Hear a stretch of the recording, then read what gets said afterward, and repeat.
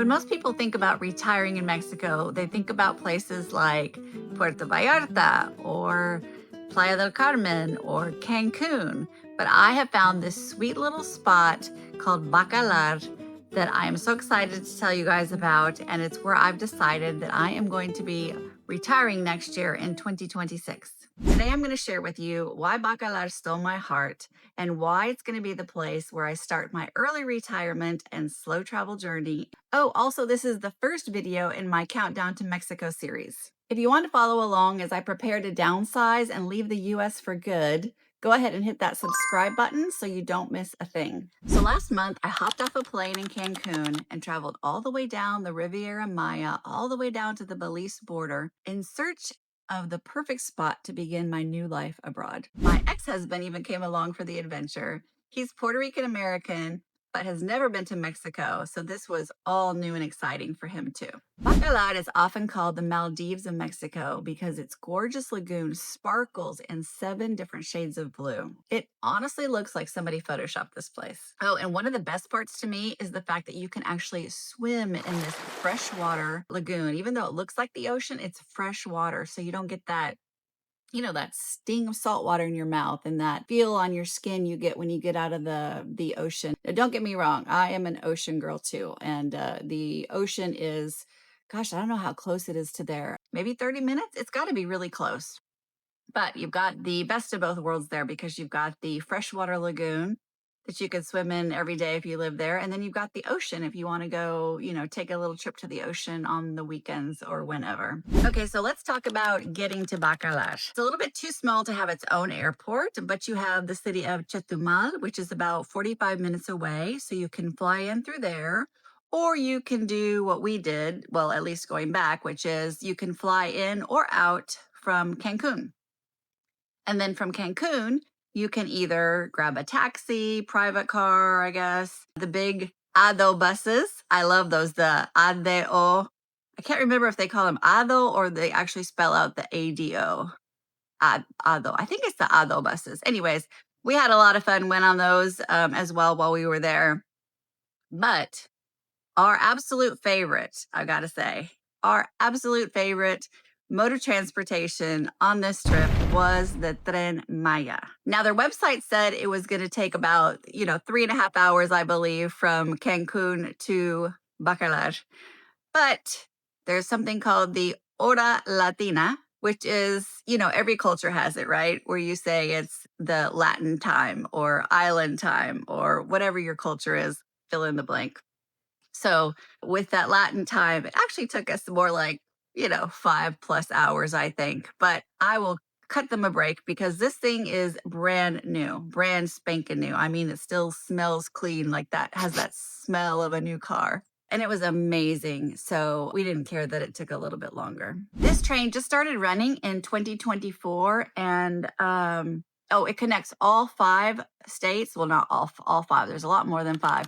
But it connects 5 of the Mexican states and travels over 1,500 kilometers. So it's kind of, if you look at the Yucatan Peninsula on this side where we were traveling down, it goes all the way down there and then does this whole loop back around the other side. So when I move there, I promise you, I will do that whole loop and do a video of it because it would be fantastic. The train station was super clean. There were groups of kids there that were doing like a summer, I don't know, school trip or something, I guess. Lots of families. The National Guard was there. And I just thought that was really neat to see. Sometimes when you see guys with guns, it feels a little scary, but not there. I mean, they were there. They were so sweet to everybody. They just made us feel safe. And they were honestly there for the police presence, but also they were there to help the little old ladies on and off the train and help the moms with little children. And they just did so much more than just, standing guard there. So we both thought that the National Guard was a pretty neat trick. Oh, hello. There's one of my kitties behind me, Maya. Actually, we just had found her not too long before we went to Mexico. So when we came back and we were trying to come up with a name, we talked about it and we were like, oh, Maya. There you go. So that's how she got her name. So the seats on the train were really roomy. Let me grab my coffee here. What else to tell you? Oh, it had this amazing cafe. Small little cafe, but it was so fun to be able to get up, walk down to this little cafe. They had snacks, they had little cakes, they had different kinds of coffee, and it was actually good. Let me tell you, I had a really good cappuccino and a delicious piece of carrot cake on that train ride that I will not forget. Oh, it takes you through the jungles. So it's just absolutely this I don't know what to call it exactly, but just eco-friendly, train ride where it's not taking you through cities at all. It's taking you through the beautiful jungles of Mexico. And some of the train is still being built. So yeah, I guess a lot more to come with that. But we just had a absolutely fantastic experience. I cannot say enough good things about it. If you ever have the opportunity, I would highly recommend fitting that into your trip. Add a couple of days to a Cancun trip, for example, if you can. Just add a day or two, or if you're going to Playa del Carmen, you can jump on in Playa del Carmen. You can jump on in Tulum. You can jump on, well, in Bacalar. So, there's so many little places that you can hop on that train, and you don't have to do a big full loop. You could just do Cancun to Playa del Carmen, for example, which would probably take, about 2 hours. I don't know. Oh, and they have clean bathrooms. This is also at the train station, I believe, that I have some footage of real nice, clean bathrooms. But of course, no toilet seats, which for those of you that have traveled in Mexico, that's pretty common to not have the toilet seats. But at least it was clean. And I believe this one was free. Maybe. I can't remember. There's most of them public bathrooms in Mexico, you have to pay. You pay 50 cents, for example, and they'll hand you maybe 8 squares of toilet paper. Businesses do this to make a little bit of extra money, and it's just culturally very different there as far as bathrooms. So, as a girl with an itty bitty bladder, I appreciate anytime the bathrooms are clean, and especially when they're free, because I had to pay for a whole lot of bathrooms while I was in Mexico. So, when we got to Bacalar, the train pulled into the train station, and they had a little bus waiting right there for us to take us I don't know, maybe 10 minutes into the Plaza Central, the central park area of Bacalar. And from the moment we pulled into town, I felt like I had stumbled upon this this little gem of a place that I had never seen before. And I've been to a lot of parts of Mexico, but had never been to Bacalar. And yes, I know I look like the most typical gringa with that hat and that bright dress on. But trust me, that hat protected me from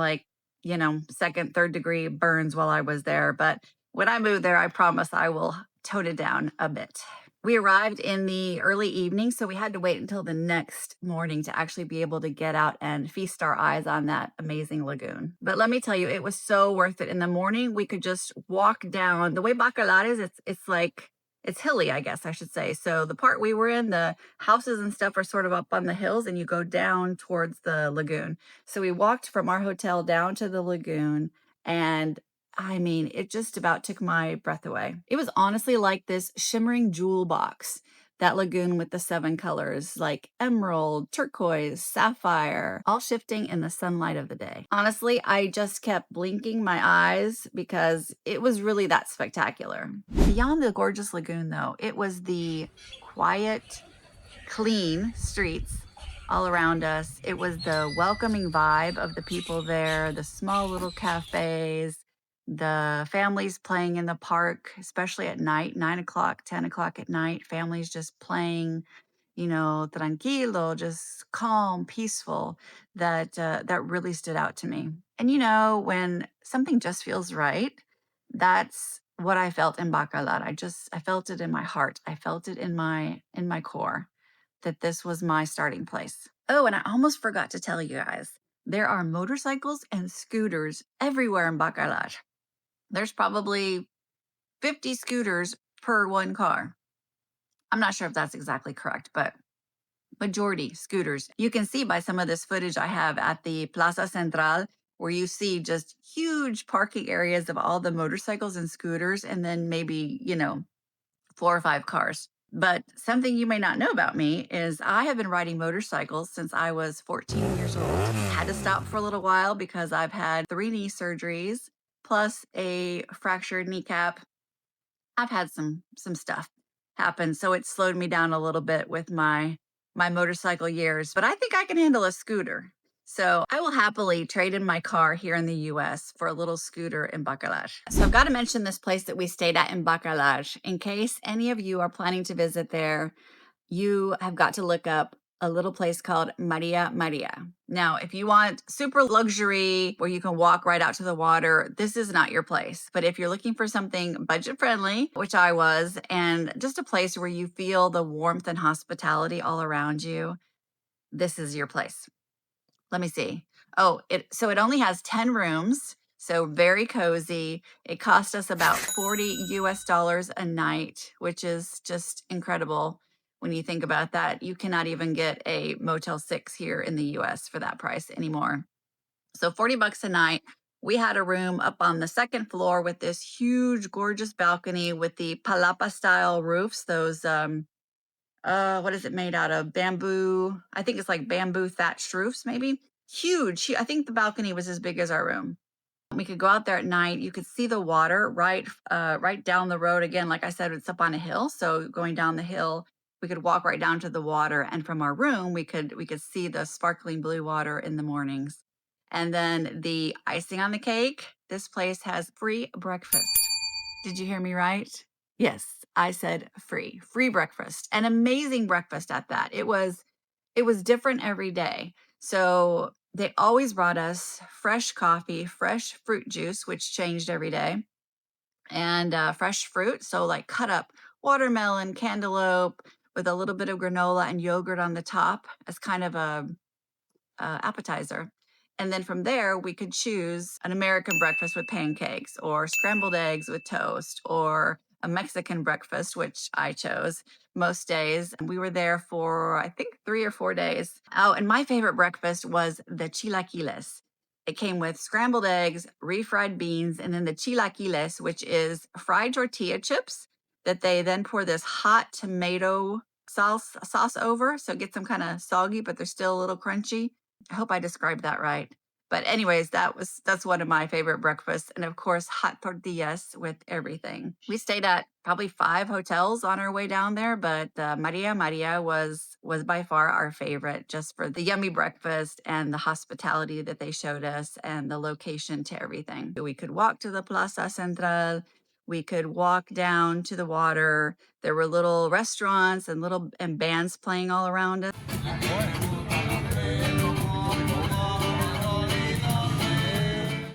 I had to move over to my hammock. Ah, that's another thing I will definitely have in Mexico. Oops, I hit my stand. I love hammocks. Honestly, I can sleep better in a hammock than I can sleep in a bed. Keeps the bugs off you too when you're swinging. Oh, I think my camera's a little crooked. No, let's see. Okay, looks about right. Okay, so let's talk about why I'm choosing Bacalar. I told you a little bit about it, but why I'm choosing it over Cancun or Playa del Carmen or Tulum, for example, which a lot of people choose. Let me grab my coffee. Um, all those places have just a lot of really great things about them. And what I will say though is, having backpacked there, for those of you that haven't seen in some of my previous videos, I backpacked for 6 months through Mexico, Central and South America back in my 20s. And I've gone back and traveled to Mexico since then, but haven't been to those particular areas. So 20 plus years ago, if I'm honest. Cancun, Playa del Carmen, Tulum, that's where I stopped. I don't remember ever visiting Bacalar. So anyways, those places, they were amazing. And I remember them very differently because, of course, like anything else, they've grown. Playa del Carmen, especially. Playa, I can't remember the numbers off the top of my head, but it has grown a ridiculous amount in the last 5 to 10 years. Just crazy, crazy numbers. So it's not the Playa that I remember. And so while it was fun to travel through those places and do the touristy things and go down to the beach, which is full of seaweed right now, by the way. I don't know what's going on, but the water was gross. Nobody was swimming in it. There was just this nasty seaweed piled up everywhere. Some sort of seasonal thing going on, I'm sure. But while we had fun there, it was just too touristy for me. It was just that constant people just coming at you all day long trying to sell you something. I wasn't a big fan of. Oh, we did find a Walmart while we were in Playa del Carmen. I could not believe that. I mean, that's probably pretty cool for the people that live there that are from countries that have Walmarts to be able to have that there, but it just was weird that there was a Walmart. But of course, we had to go check it out. So we walked in the hot sun for probably 15 or 20 minutes um, one day to go find this Walmart. But it was worth it. It was fun. It did not look like a Walmart in the US actually. It did, but it was like a Walmart US Walmart on crack. It's the only way I can describe it. You get there, you have to take these um, escaleras. Crap, I can think of the word in Spanish and I can't think of the word in English. Escalator? Yeah, escalator going up into the store. And outside the store, I think there was like ice cream booths and things like that. And then when you get inside, I mean, they're selling everything from all the touristy souvenirs to the regular foods and stuff to huge clothing departments. They even sell motorcycles in this Walmart. I kid you not. I think I have footage of it. Scooters, motorcycles, bicycles, just you name it. So it was fun. And you can take a taxi. You don't have to hoof it the way that we did in the hot July. It was July when I was there. July, hot as hell sun. You don't have to do that. So take a taxi if you want to arrive not completely drenched in sweat and enjoy the experience. So Bacalar, on the other hand, as opposed to the flashy, what I just described, the nightclubs and all the touristy stuff and American or European restaurants that have come into places like Cancun and Playa del Carmen, you won't find any of that in Bacalar. Bacalar is a lot more laid back. I think you have to go to Chetumal, which is 30 to 45 minutes away, to even go to the nearest Chedraui, which Chedraui there to me seems like kind of the Walmart that you would find at least in the US. So it's like the big grocery store that you can go to and find, all your regular groceries if you want to go to a big place like that, but also huge the bakeries. Oh, and like the world's largest, what do you call those things? I think I have a video of it. Those gigantic pork skins. They have them in these glass cases. They're massive. They're like the size of my upper body. But all sorts of fun things you can find there at Chedraui's. But when I move there, I don't plan to go there for my weekly groceries. I definitely will be shopping local at my local, veggie stands. There, everything I can find in Bacalar, I will mostly be going there. And Chedraui's would probably be if there's just some particular item that I can't get there that maybe I want to treat myself and go there for. Okay, so let's talk about cost of living, because the cost of living, of course, is also very, very important. It's a huge factor in why I chose Bacalar, because I am a budget conscious girl. So you can find rentals, furnished rentals, mind you, from $400 to $500 a month. I am finding them every day as I look on my Facebook groups that I've joined, and just different places that I'm looking at to kind of get an idea of what it's going to cost me to rent a furnished apartment there. Many of those come with internet as well. Some of those include your water. Most of them, I don't think, include electricity. But still, 450 US American dollars for a nice furnished apartment with internet, for example, you just can't find that. You definitely cannot find that here in the US anywhere. So I'm really excited by that. Food prices are cheap there, and really good quality fruits and vegetables that you're getting from the local farmers, the day of that they've picked, without the pesticides and all that good stuff on it. Panaderias, that's your bakeries, are there as well. And there's already one that I found that's my favorite panaderia that I had to go to every day while we were there and get my favorite chocolate croissant, as well as some other items that they have there, and really good coffee. It was just really fun to go visit this uh, panaderia where they recognized us after the first day and just would greet us so warmly like we were family already. I even found my favorite laundromat. So you may think this is funny, but after, traveling for 5 or 6 days at that point, we were getting pretty smelly. We needed to wash our clothes. So we asked at our hotel, Maria, where to get our clothes washed at. And she pointed down the street about 2 blocks. So we walked over there thinking we may have, wash our clothes at a laundromat like you normally do. But no, this was not a self-service. It's the kind where you drop it off, right? And they do it for you. But it was owned by two Italians, a couple probably in their, I don't know, I want to say maybe their 30s or 40s that had come to Bacalar. We got to talking to them. They had learned Spanish real well by then. So English, Spanish, Italian, of course. I think they also knew some German and, a couple other languages. But their story is that they had just gone to visit Bacalar, fell in love with the place, decided they needed to start a business to take care of, to survive, I guess. And they started this laundromat. Lavanderia is what you call it in Spanish there.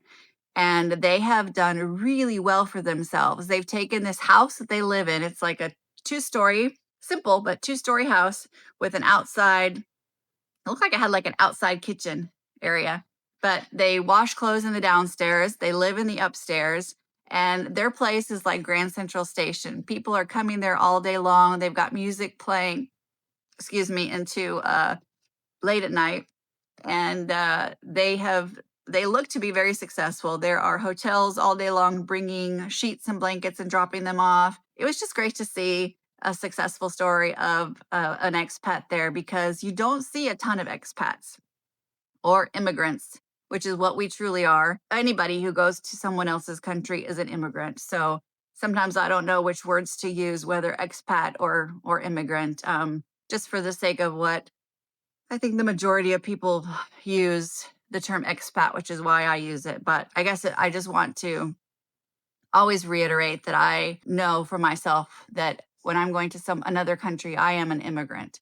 And I think sometimes that term expat comes with it, like some people take it as a sense of entitlement when they go to someone else's country and say, I'm an expat, so to speak. So I think for all of us, when we look at retiring in someone else's country, moving abroad, that kind of thing, to just approach it with a heart of humility and respect for someone else's, the culture, the language, everything of where we're going, and remember that we are guests in their country. So one more thing I have to tell you about is the trip that we took to go out on the lagoon. No trip to Bacalar is complete without actually getting out there and going out on the water. So we went over to this Casa China Chinese restaurant place, which is where our particular boat tour started off from. And it was just beautiful, just magical at this place.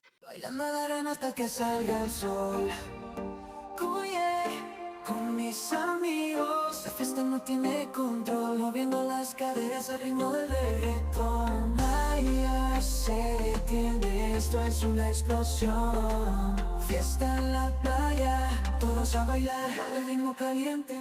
There were dogs there, well-fed dogs, probably 8 of them that seemed to belong to the owners.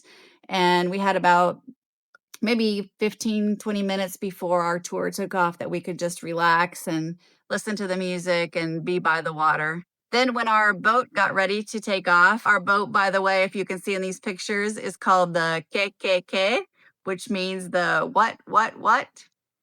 I thought that was kind of cute. We had a really nice, diverse group of people that went with us from France, Germany, I believe, Colombia, the US, and Mexico.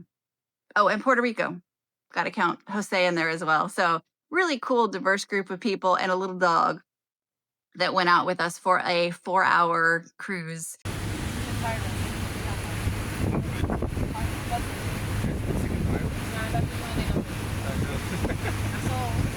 It cost about $40, which if you think about it, at least from my perspective, that's less than what you'd pay for a dinner out here in the US and a whole lot more fun. Well worth it. We got to get off the boat a couple of times and jump in the water and swim in that the cool water. And learn a lot about the history of the place and the cenotes, which are these dark black pools of water. At least that's how it looks if you look from above. But they're these deep areas that have caves underneath them, which if we'd had the equipment, we could have gone down and done more. But you've got the lagoon, which is fairly shallow, and then these cenotes all over the place that were really neat. They also gave us fruit and water, fresh juices to keep us hydrated, and of course cervezas, the little beers for those that wanted them. Jose even got to drive the boat for a little while. Our driver had to, I don't remember what he had to do. He had to do something with the boat, and so he asked Jose to take over driving, and Jose had so much fun with that. And yes, I did put on SPF 50 multiple times. I reapplied that SPF 50, but this European blood just, yeah, you can see it just burns no matter what I do. But I tried with the hats and the sunscreen, and at least I didn't come out with, you know, peeling red skin from that trip. So we had a lot of fun. Highly recommend. Another thing to mention that I really love about Bacalar, it may seem simple to you, but there is a free bathroom in the I think it's it's at the Plaza Central, so like the central part of town, but right off of that, there's a municipal building. And in the municipal building, they have something on my lip.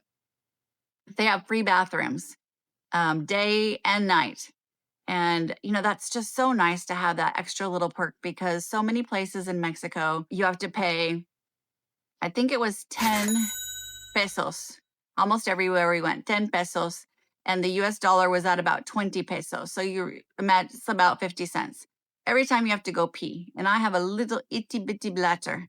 So no matter where we went, I was always looking for bathrooms and having to find a place and then make sure that I have the change to be able just to do something as simple as use the bathroom.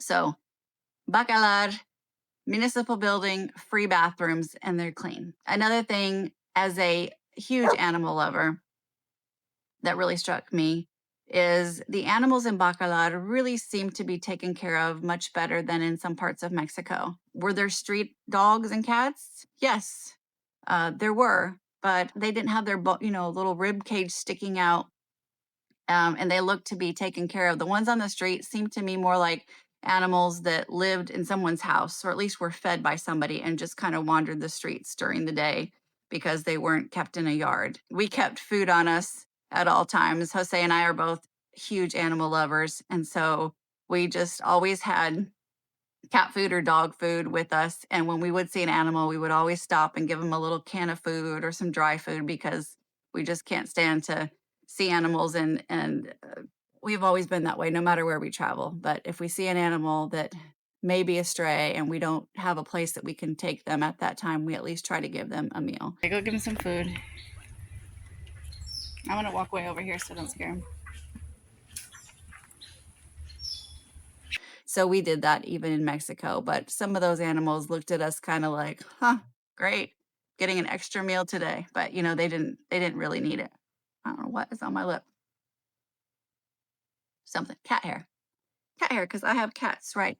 You can't see them, but they're right down here at my feet, some of my outdoor kitty cats. For me, Bacalar checks all the boxes. It's beautiful, affordable, safe, and it has that small town charm that just makes it feel like home. So if you are thinking about retiring in Mexico, do not overlook Bacalar. It might steal your heart just the same way it stole mine. But I don't want too many people to go there, because I don't want it to get all touristy and crazy like the other cities that I mentioned before. Here's one of the kitties that's at my feet so you can see him. This is Mr. Fluffy. He's about 10 years old, and he will be staying here in the US with my ex-husband. So all my animals have some place to go when I leave, except for Scruffy, who you've seen in other videos. He's upstairs right now, or I would show him to you, but he's also about 10 years old. He's a 55-pound stray dog that we found on the back roads of Alabama, and he'll be going to Mexico with me. Of course, deciding to move abroad is one thing and actually making it happen is another. So in my next video, I'll share how I'm downsizing to prepare for my early retirement in Mexico, the mindset shifts and the hard choices that go along with that. If that sounds like something you'd like to be a part of, make sure to hit that subscribe button so you can be with me on this journey. I look forward to seeing you guys real soon. Hasta pronto.